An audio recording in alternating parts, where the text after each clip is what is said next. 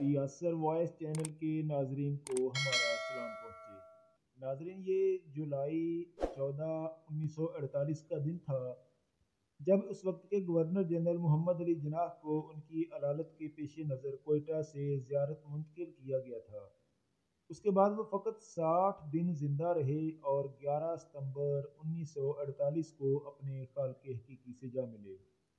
بابائے پاکستان کے یہی آخری 60 دن ایک معمہ ہیں۔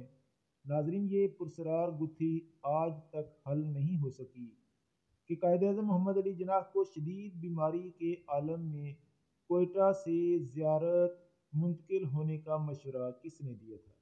زیارت اپنے صنوبر کے درختوں کی وجہ سے دنیا بھر میں مشہور ہے اور کوئٹہ سے 133 کلومیٹر فاصلے پر واقع ہے۔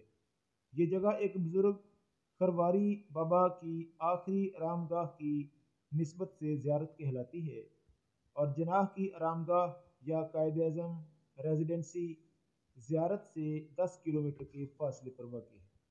ان کی بہن فاطمہ جناح نے اپنی کتاب مائی بردر میں تحریر کیا ہے کہ کوئٹہ سے زیارت منتقل ہونے کا فیصلہ جناح کا ذاتی فیصلہ تھا، کیونکہ ان کی سرکاری اور غیر سرکاری مصروفیات کے باعث کوئٹہ میں بھی انہیں آرام کا موقع بالکل نہیں مل رہا تھا اور مختلف ادوار اور مختلف رہنماؤں کی جانب سے انہیں مسلسل دعوتیں موصول ہو رہی تھیں کہ وہ ان کے اجتماعات میں شرکت کریں اور ان سے خطاب کریں۔